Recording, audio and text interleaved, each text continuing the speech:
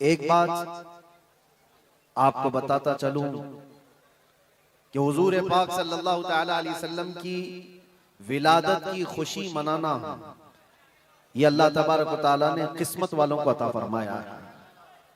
जिसकी किस्मत अच्छी है वो हुजूर पाक के जिक्र से खुश भी होता है, फलता भी है और फूलता भी है, और जिसकी किस्मत फूटी है वो जलता भी है, जलाता भी रहता है। हमें आज उससे गरज नहीं। आप शरीयत के हुदूद में रह करके हुजूर पाक सल्लल्लाहु अलैहि वसल्लम की आमद की जितनी खुशियां मनाएं वो कम है। जितना हुक्म हमें दिया गया है उन सारी खुशियों के साथ आप लोग मियां साल भर में एक बार थोड़ी ना मीलाद मनाने की खुशी है, और एक साल ही नहीं। हमारा मसलक तो ये है कि इस साल ही ईद मिलाद नहीं मनाएंगे, बल्कि हश्र तक डालेंगे हम पैदाइश मौला की थू, और बल्कि ये अपना अकीदा बना करके चलो दम में जब तक दम है जिक्र उनका सुनाते जाएंगे। और हो सकता है प्रोग्राम के लिए, स्टेज के लिए और फिर माहौल बनाने के लिए परमिशन लेना पड़ता हो, लेकिन हुजूर पाक का जिक्र करने के लिए किसी सुन्नी को किसी के परमिशन की जरूरत नहीं। आशिक रसूल उसका अकीदा तो ये है, मैं वो सुन्नी हूं जमील कादरी, मरने के बाद मेरा लाशा भी कहेगा अस्सलातु वस्सलाम। हमारा तो ये तौर तरीका है। आज सुन्नियों की किस्मत में ये मीलाद की जो घड़ी आई है, सबसे पहले तो मैं गुजारिश करूंगा कि अल्लाह के नबी सल्लल्लाहु तआला अलैहि वसल्लम की बारगाह में वो खिराज अकीदत पेश करो कि ये तारीख बन जाए, बल्कि इस्लाम की तारीख का एक अजीम हिस्सा अभी इस साल आपको मिलने वाला है। पूरी इस्लामी तारीख में ये तारीख बनने जा रही है कि 1500 सालाना जश्न ईद मिलाद नबी अल्लाह ने हम गुनहगारों को अता फरमाया है। और ये किस्मत नहीं है तो और क्या है मेरे अज़ीज़ों।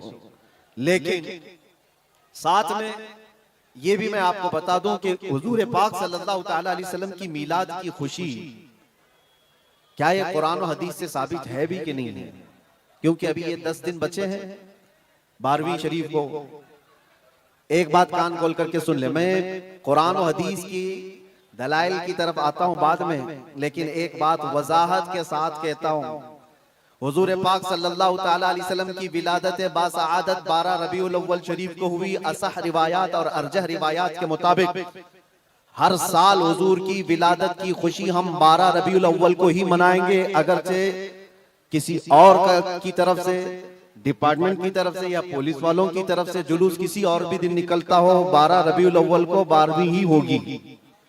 हुजूर पाक सल्लल्लाहु तआला अलैहि वसल्लम की विलादत 12 रबीउल अव्वल शरीफ को हुई, और ये कयामत तक डेट बदली नहीं जाएगी इंशाअल्लाह।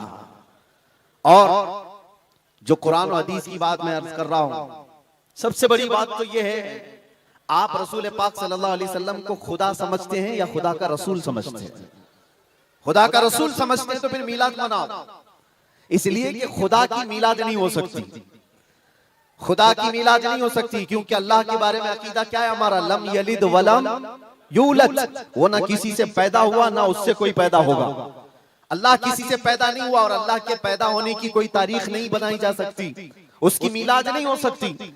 और रसूल पैदा हुए हैं 12 रबीउल अव्वल शरीफ को। आपकी माँ भी है और आपके बाप भी हैं, और आपसे भी लोग, आपसे भी बच्चे पैदा हुए हुजूर पाक सल्लल्लाहु अलैहि वसल्लम से। तो हम पूरी दुनिया में हुजूर की मीलाद मना करके शिर्क को तोड़ने वाला अमल करते हैं, शिर्क को तोड़ने वाला अमल करते हैं। कोई हमारी तरफ जो शिर्क का फतवा देता है उसे कान खोलकर सुन लेना चाहिए। मीलाद मनाकर हम बताते हैं हम मोहम्मद अरबी सल्लल्लाहु अलैहि वसल्लम को खुदा नहीं समझते बल्कि खुदा का रसूल समझते हैं। अगर खुदा समझते या खुदा के बराबर समझते तो हुजूर की मीलाद कभी नहीं मनाते, क्योंकि अल्लाह की मीलाद नहीं मनाई जाती तो हम रसूल की भी मीलाद नहीं मनाते। दोनों को अगर बराबर समझते नहीं, हम सुन्नियों का अकीदा यह है, मैं मानता हूं ए अक्ल वालो, मेरा मोहम्मद खुदा नहीं है, मगर दिलों में ये नक्श कर लो कि वो खुदा से जुदा नहीं है।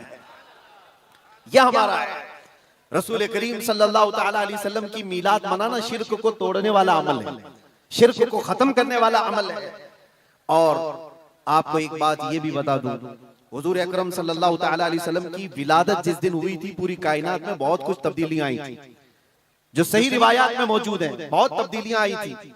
अरब उस वक्त जो रेगजार था, सहरा था, सब्जा देने लग गया, बारिशें बराबर होने लग गई। अरब में आज भी बारिश नहीं होती है, साल में 2-4 बार बारिश के खतरात गिर गए, अलग बात है। मौसम बाज़ाब्ता जैसे बारिश का यहाँ होता है नहीं होता। लेकिन जिस साल हुजूर पाक सल्लल्लाहु अलैहि वसल्लम की विलादत होने वाली, अरब में सब्जे उगने लग गए हैं या बारिश होने लग गई है। और उस साल जो हालात की तब्दीली थी, मुल्क शाम में एक नदी जो सूख चुकी थी वो अचानक जारी हो गई, पानी भर आया।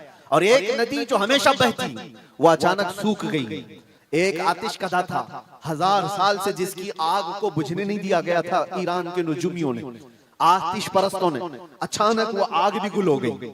एक ही दिन में सब चीजें हो रही हैं। और कायनात में ये जो बड़ी बड़ी तब्दीलियां हुई थी, उस दिन एक और तब्दीली, बुत सारे औंधे मुंह गिरे हुए थे।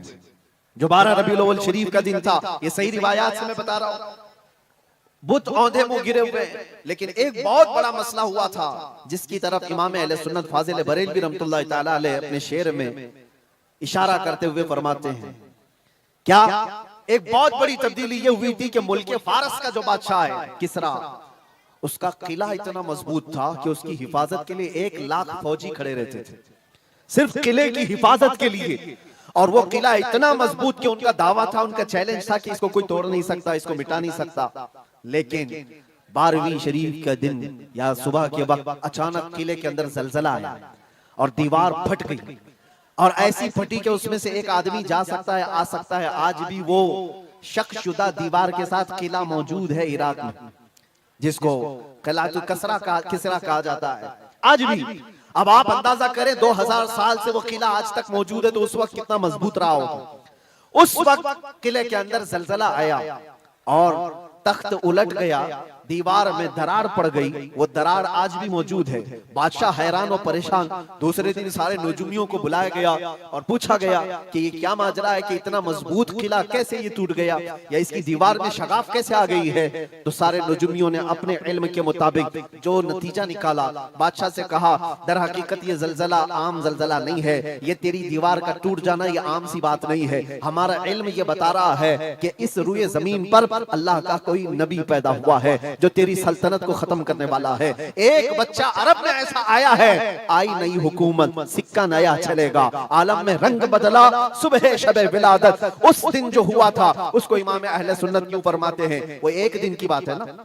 हुजूर की विलादत हुई, फारस के किले में क्या हुआ, जलजला आया। हुजूर की विलादत इधर मक्का में हुई और मुल्क फारस में जलजला आया और किले के अंदर दरार आई। अब सुनो, आला हजरत कहते हैं, हश्र तक डालेंगे हम पैदाइश मौला की धूम, यानी कयामत तक हम रसूलुल्लाह की मिलाद का जिक्र धूमधाम से मनाएंगे। इसका असर क्या होगा, फारस में तो देखा था, किले में जलजला आ गया था, हुजूर के पैदाइश के जिक्र से ही किला हिल गया था। अब हम जब जब जिक्र करेंगे, मिसले फारस नजद के किले गिराते जाएंगे, मिसले फारस नजद के किले गिराते जाएंगे। आज जिन लोगों के किले गिरते हैं या हिलते हैं वो जिक्र मुस्तफा से ही गिरते हैं, लेकिन उसका हमें कुछ असर नहीं होना चाहिए। खाक हो जाएं अदू जलकर मगर हम तो रजा, दम में जब तक दम है जिक्र उनका सुनाते जाएंगे। अजीजा ने गिराम वक़ार, मैं बहुत छोटे से वक्त के लिए आपके पास आया हूं, लेकिन एक अजीम मैसेज देकर के कि मिलाद मुस्तफा सल्लल्लाहु अलैहि वसल्लम के मौके पर सारे सुन्नियों को यह चाहिए कि सिर्फ झंडे लगाने और कुमकुमे लगाने और बड़े बड़े नारे लगाने से ही ईद मिलादुन नबी का आप एहतमाम नहीं कर रहे हो, बल्कि हर सुन्नी आशिक रसूल को चाहिए कि वो इस मौसम में नहीं बल्कि पूरी जिंदगी उसकी है, लेकिन इस मौसम में खास तौर पर अपने नबी पाक सल्लल्लाहु अलैहि वसल्लम की सीरत तो पढ़ ले, मेरे आका सल्लल्लाहु अलैहि वसल्लम की बायोग्राफी मालूम हो जाए, हुजूर पाक की जिंदगी को समझ जाएगा। तो मेरे अजीजों, ये हवाओं के झोंकों से उसका कभी कुछ बाल बेका नहीं हो सकता। जो नबी पाक सल्लल्लाहु अलैहि वसल्लम को पढ़ा हुआ है वो तूफानों और आंधियों में अपना मजहब नहीं बदल सकता, वो लोगों की लालच पर अपना दीन का सौदा नहीं कर सकता। ये वही लोग हैं जो दीन के सौदा करते हैं जिन्होंने अपने नबी को नहीं पढ़ा। हुजूर पाक सल्लल्लाहु अलैहि वसल्लम को जिन आंखों ने एक बार देखा है वो सहाबा की जिंदगी तो देख लें, उनको खोलते हुए तेल में भी डाल दिया गया, मगर दामन मुस्तफा से हाथ हटाना तो दूर की बात है, जुबान पर लफ्ज लाना भी उन्होंने कभी गवारा नहीं किया है। जानते हो, 3 भाई थे, ये कलयुगी में एक हिकायत लिखी हुई है, 3 सगे भाई थे, एक ईसाई बादशाह ने गिरफ्तार कर लिया, तीनों जवान थे 20 से 30 साल के बीच में, और बादशाह ने कैद करके उनको सबसे पहले क्या कहा, तुम अपना दीन बदल लो, धर्म परिवर्तन कर लो, मोहम्मद अरबी सल्लल्लाहु अलैहि वसल्लम के जो कसीदे गाते हो छोड़ दो। लेकिन देखो याद रखो, उसमें से जब बादशाह ने ये बात रखी तो उन्होंने कहा नहीं, हमारा दीन इतना सस्ता नहीं है कि हम तुम्हारी कैद में आते ही बदल डाले। उसने कहा अगर तुम बदल लोगे तो मैं तुम्हें अपने वजारत में, सिपाहियों में बड़े मनसब पर रखूंगा। नहीं माना, ठुकराया। बादशाह ने क्या कहा, इसकी सजा तुम्हें भुगतने के लिए तैयार रहनी होगी। तैयार। बहुत बड़े एक कढ़ाई में तेल को लाकर खोलते हुए तेल में उसमें से सबसे बड़े भाई को डालने का हुक्म दिया। बादशाह ने जैसे हुक्म दिया, जल्लाद आया और उन 3 भाइयों में से एक को उठाया और खोलते हुए तेल में डाल दिया। अंदाजा करो, मोमबत्ती पर अगर तुम्हारी उंगली भी लग जाए ना तो चमड़ी जल करके निकल आएगा, और पता नहीं कितनी देर, कितने दिन तक इसकी जलन आपको होती रहे। लेकिन एक पकते हुए तेल में डाला जा रहा है। डाल दिया, जिस्म पूरा चरमरा गया। थोड़ी देर गुजरी, 2 भाई और मौजूद, दूसरे को बुलाया गया। देखा तुम्हारे भाई का हश्र क्या हुआ है, तुम अगर बादशाह की पेशकश को कबूल कर लो तो शायद तुम्हारी जान बच सकती है। दूसरे ने मुस्कुराया और कहा, वही शायद उनकी ही जुबान थी जो बरेली से यूं आती है, जिंदगी ये नहीं किसी की किसी के लिए, जिंदगी है नबी की नबी के लिए। मेरे बड़े भाई को जलाने के बाद अब तो तुमने और भी मुश्किल कर दिया है फैसला। मैं इस बात के लिए तैयार हूं कि इससे बड़े तेल में भी मुझे डाला जाए, लेकिन जुबान पर मेरे मुस्तफा के दामन को छोड़ने वाली बात कभी नहीं ला सकता। दूसरे भाई को भी उठाया गया और खोलते हुए तेल में डाल दिया। 2 भाइयों की शहादत हो गई जगह पर ही। वो तेल में डालना, जुबान पे अल्फाज हो सकता है, आसानी से हम बोल रहे हैं और आप आसानी से सुन रहे हैं। प्रैक्टिकल जिसके साथ होगा वो अंदाजा कर सकता है दर्द और कर्ब किसको कहते हैं, शिद्दत की तकालीफ किसको कहते हैं। मेरे अजीजों, तीसरा जो नौजवान था वो बहुत ही कम उम्र का था, 22 से 23 साल का होगा। बादशाह का जो वजीर वहां पर था, उसने देख करके बादशाह से कहा, इस लड़के को मेरे हवाले कर दीजिए, मैं इसको बदल करके लाऊंगा, मेरा चैलेंज है। क्यों, जान इसकी भी ले लेंगे, मैं इसको बदल करके लाऊंगा। इतने मजबूत लोग कैसे हो सकते हैं अरब के कि खोलते हुए तेल में इनके भाइयों को डाला गया, तब भी ये बदल नहीं रहे। 2 को मरते हुए, अरे यहाँ 1 को डंडा पड़ते हुए देखकर सारे भाग जाएं, और ये 2 को जलते हुए देख करके भी टस से मस नहीं होते। कैसा अकीदा है, कैसा तसल्लुब है इनका। बादशाह ने कहा, किस बात पर तुम्हें यकीन है कि इसको तुम बदल लाओगे। उसने कहा, मुझे भरोसा है, आप मुझे दीजिए 1 महीने का टाइम, इसको बदल कर न लाओ तो फिर मुझे आप जो सजा दे। बादशाह ने कहा, ठीक है ले जाओ। तीसरे को खोलते हुए तेल में डालने की बजाय बादशाह ने अपने वजीर के हवाले कर दिया। और दुनिया देखो मेरे अजीजों, याद रखो, आशिकाने मुस्तफा से 2 इम्तिहान हर जमाने में होते रहेंगे, आज भी हो रहे हैं और होते रहेंगे। पहला इम्तिहान, मौत से डरा करके तुम्हारा दीन छीन लिया जाएगा। मौत से डरा करके ये हो जाएगा, वो हो जाएगा, तुम्हें ये कर दिया जाएगा, वो कर दिया जाएगा।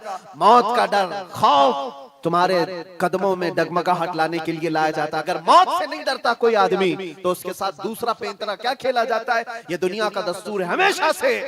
जब देखती है दुनिया के ये मौत से डरता नहीं है तो फिर इसको औरत और दौलत की लालच से खरीदने की कोशिश की जाती है।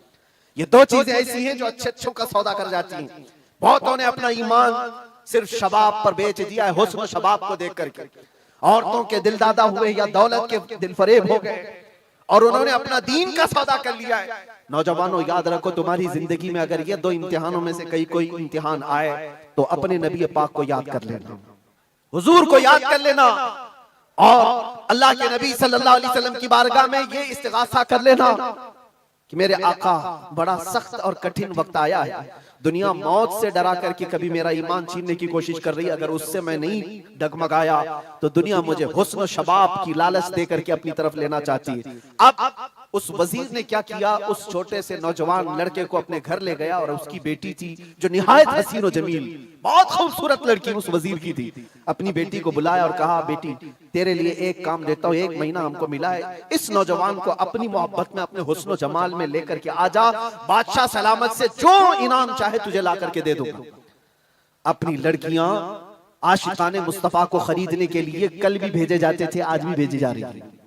हो सकता है बहुत सारी जगहों पर जो हमारे लोग मुर्तद होते जा रहे हैं, वो जो बच्चियां आज अपने दीन और ईमान का सौदा करके भागती हैं किसी गैर के साथ और कहीं जा करके शादियां रचाती, वो ये समझती हैं कि ये कॉमन सी बात है। वो दीन बेचने वाले लोग हैं, उनका हिस्सा दीन इस्लाम में कुछ नहीं। कल क़यामत के दिन देखना, तुमने अपने नफ्स की खातिर एक गैर मुस्लिम के साथ भाग करके निकाह किया, चाहे वो बेटी हो कि बेटा हो, अपने दीन से सौदा किया है और गद्दारी की है।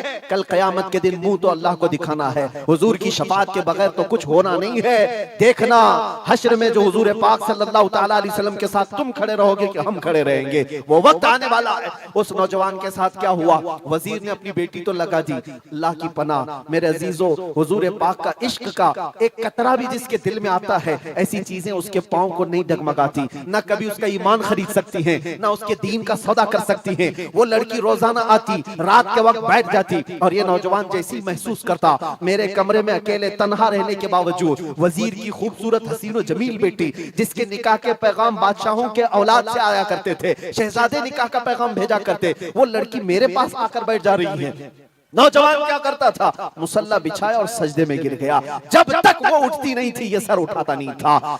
ये रात भर के सजदे इसके इसी तरह रहते, वो ऊँगती रहती, देखती रहती, इंतजार करती रहती और थक करके वापस चली जाती। महीना गुजरने को आया था मेरे अजीजों, उस नौजवान ने आंख भरकर एक बार देखा भी नहीं, और वो थक हार करके महीना खत्म होने के बाद उस नौजवान को मुखातब करके कहती है, ऐ नौजवान एक बार मेरे हुस्न को देख तो ले, मुझे देखने के लिए बादशाहों के बेटों की भी कतार लगती है, कई बड़े बड़े लोग पैसों के अंबार लगा सकते हैं मेरे हुस्न को देखने के लिए, एक तू है कि मैं आता हूं तो मुसल्ले पे गिर जाता है, उठ एक बार देख तो ले, मुझे अल्लाह ने कैसा हुस्न दिया है, कैसा जमाल दिया है, एक बार देख तो ले। उस नौजवान ने आंखें झपकाए बगैर, पलटे बगैर जवाब दिया कि ऐ खातून, तू अपना ये हरबा इस्तेमाल करना बंद कर दे, ये तेरा काम मुझ पर चल नहीं सकेगा। वजह यह है, जिन आंखों में एक बार जमाले मुस्तफा बस चुका हो, उसको दुनिया का हुस्न कभी धोखा नहीं दे सकता, दुनिया का जमाल उसे खरीद नहीं सकता। वो खातून उठ गई और जवान की इन बातों से उसके दिल पर ऐसा वलवला तारी हुआ।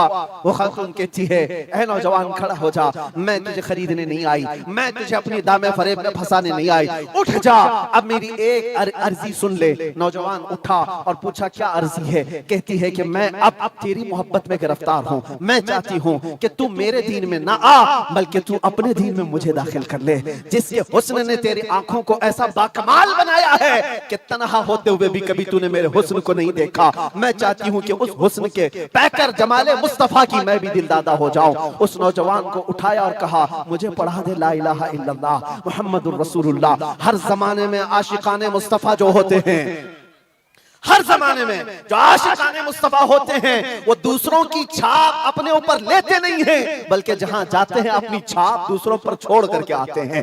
यही होती है जिंदगी आशिकाने मुस्तफा की। उस नौजवान ने उसे कलमा तैयबा पढ़ाया और उस खातून ने कहा, चलो यहाँ से निकलो, कुफरिस्तान से निकल करके हम निकाह करते हैं और साथ जिंदगी गुजारेंगे। तवज्जो चाहता हूँ, तवज्जो चाहता हूँ, ये मेरी बात को खत्म होने दो। ऐ नौजवानों, आज तुम्हें कोई बहकाने वाला, खोलते हुए तेल में डालने वाला नहीं है, उसके बावजूद तुमने पता नहीं अपने कितने घंटे ये सारे सोशल मीडिया पर आई हुई ऐसी हसीना और जमीलाओं के पीछे अपनी रातें बर्बाद कर डाली। तुम्हें पता नहीं ये आंखें अल्लाह ताला ने तुम्हें किस लिए दिए हैं। दुआ ये करो, कुछ ऐसा कर दे मेरे किरदगार आंखों में, हमेशा नक्श रहे रूए यार आंखों में। उन्हें न देखा तो किस काम की है ये आंखें, कि देखने की है सारी बहार आंखों में। अजीजा ने गिरामी, उस नौजवान ने उस खातून की बात सुन ली और कहा, चलो मुझे इस जगह से, इस कैद से निकालो, हम ये शहर छोड़ देते हैं, ये मुल्क छोड़ देते हैं। उस खातून ने उस नौजवान को आजाद किया और साथ लेकर चल पड़ी, शहर भी छोड़ दिया, बाहर निकल पड़े।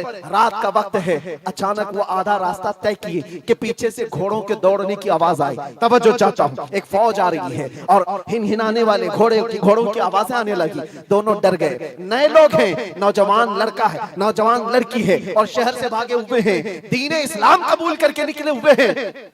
बादशाह को हो सकता है खबर हो गई होगी, वजीर को पता चल गया होगा कि कैद से निकला हुआ ये फरार मुजरिम हमारा शहर छोड़कर जा रहा है। पूरी फौज आती हुई नजर आ रही थी। ये दोनों एक दरख्त के पीछे ओट पर छुप कर खड़े हो गए। पता नहीं अब इसके आगे क्या होने वाला है, हमें गिरफ्तार कर लिया जाएगा, हो सकता है हमारा भी अंजाम वही होगा जो हमारे दो भाइयों के साथ हुआ। लेकिन इत्तेफाक की बात है, वो घोड़े करीब से करीब आते गए, वो फौज करीब आ गई और जब आ गई तो करीब आकर वो फौज रुक गई।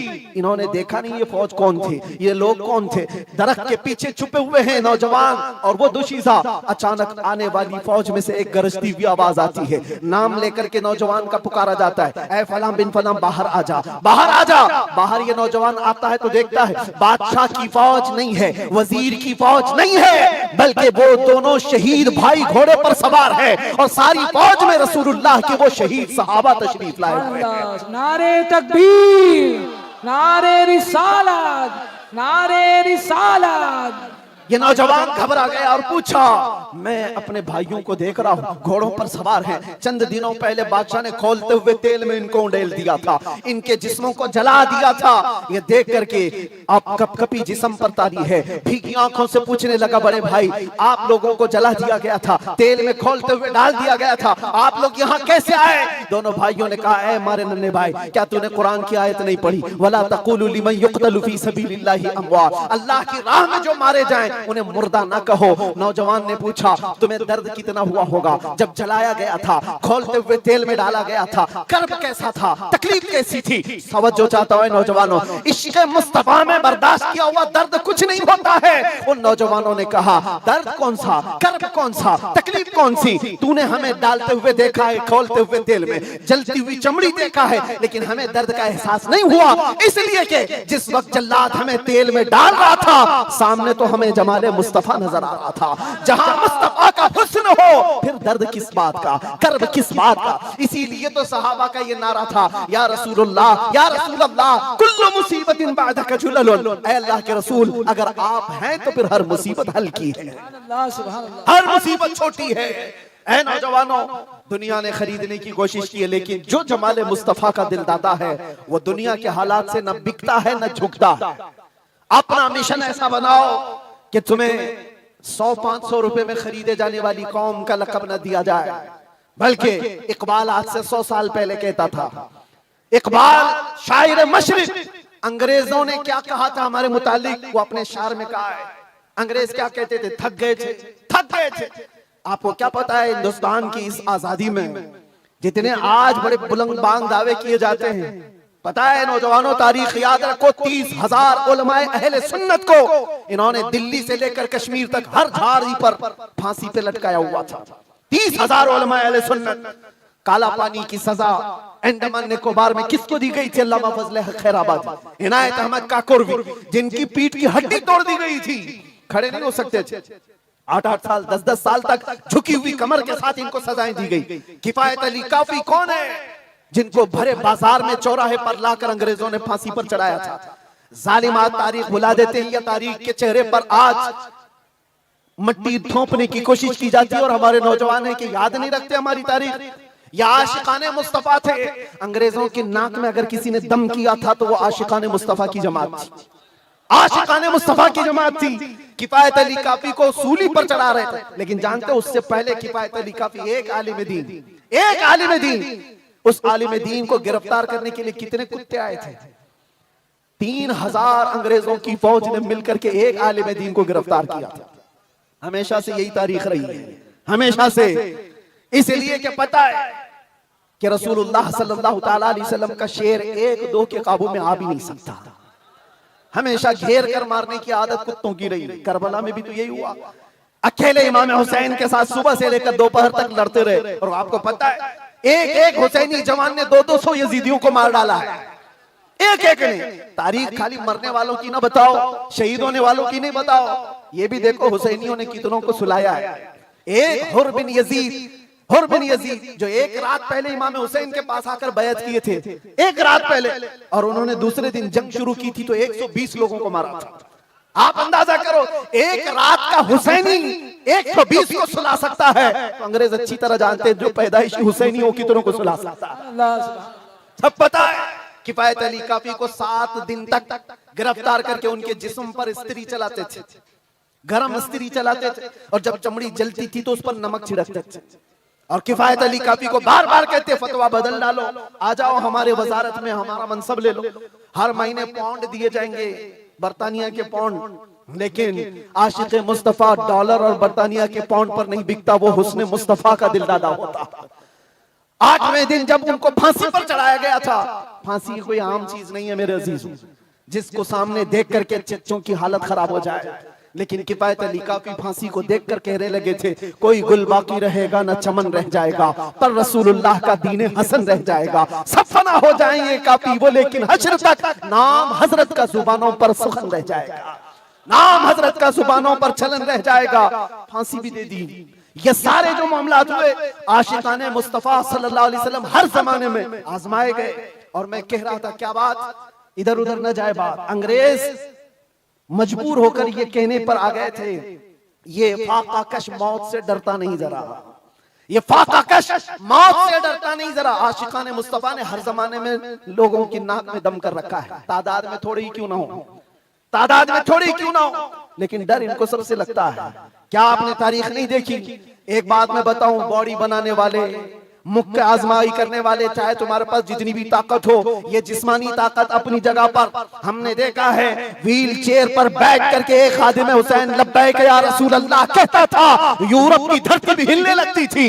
पता ही चलता है जिस्मानी ताकत का कोई असर नहीं होता, इश्क़ मुस्तफा जहां होता है वो असली ताकत कहलाई जाती है। नारे तकबीर, नारे रिसालत, आशिकाने मुस्तफा, सुभान अल्लाह, सुभान अल्लाह,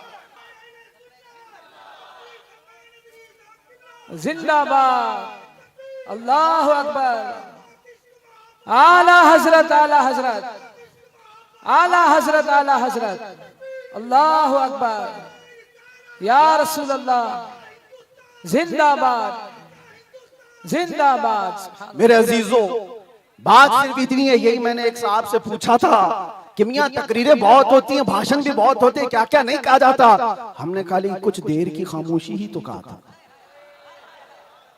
खामोशी कहना क्या इतना बड़ा जुर्म बन गया? वो तो आप सबको भी पता है कहां कहां से हमारे जुलूस निकाले गए, कहां कहां का क्या क्या देखा। बहरहाल मैं वो दास्तानें बताने नहीं आया हूं, लेकिन इतनी बात मुझे आज भी एहसास दिलाती है, ये अल्लाह का करोड़ा एहसान है। तुमने मुझे हथकड़ियां पहनाई है, घुमाया, जहां भी रखा, जिस तरह भी रखा। 8 महीने क्या 8 साल रखते या 80 साल अगर उम्र होती तो रखते, इससे फर्क नहीं पड़ता। डर तो ये था कि चोरी में नहीं ले गया, डकैती में नहीं ले गया, रेप में नहीं ले गया, मर्डर में नहीं ले गया। दुनिया को तुम्हें बताना पड़ेगा इस आलिम को क्यों ले गया, तो तुम पुकार करके यही कहोगे इश्क़ मुस्तफा की बात करता था इसलिए ले गया। सुभान अल्लाह, लब्बैक लब्बैक लब्बैक या रसूल अल्लाह, लब्बैक लब्बैक लब्बैक या रसूल अल्लाह, लब्बैक लब्बैक लब्बैक।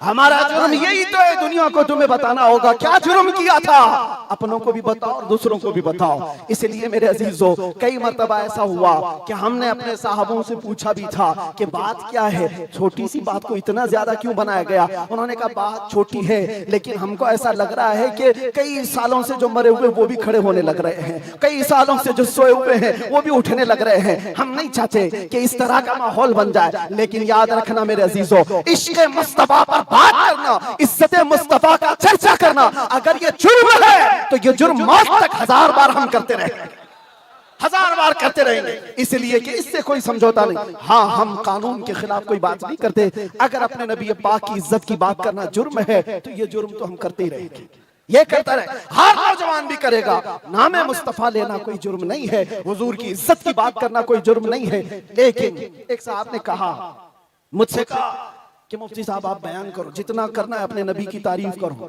जो करना है करो, लेकिन आप ये दूसरों को कुत्ता क्यों बोलते हो, ये सारी चीजें क्यों कहते हो? मैंने कहा अगर आपकी माँ को कोई बदकार कह दे, आपकी माँ को कहे कि बदकार है, तो आपको कैसा लगे? तो खड़े हो गए, कहा मेरी माँ को क्यों मिसाल में ला रहे हो, आप मेरी माँ के बारे में मिसाल क्यों दे रहे हो? मैंने कहा अभी तो मिसाल ही दिया, गाली नहीं दिया, खाली मिसाल, सपोज, एग्जाम्पल, इस पर आप इतना भड़क गए। याद रखो मेरे अजीजों, आप अपनी माँ से जितना मोहब्बत करते हैं, करोड़ों माँ से ज्यादा एक सुन्नी आशिक रसूल अपने नबी से मोहब्बत करता। हमारी जाने कुर्बान उस नबी पाक की जात पर।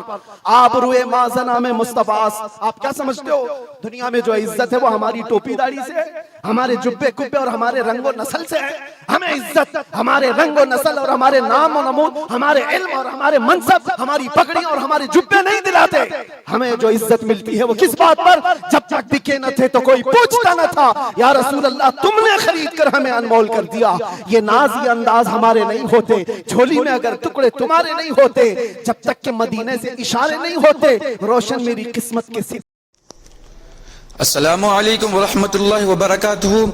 आप लोग देख रहे हैं अज़हरी नेटवर्क चैनल, तो हमारे चैनल को सब्सक्राइब करें और बेल आइकन दबाना बिल्कुल ही ना भूलें, इसलिए कि आपके पास हमारी नई वीडियो की नोटिफिकेशन आती रहे। तो बयान को शुरू करते हैं।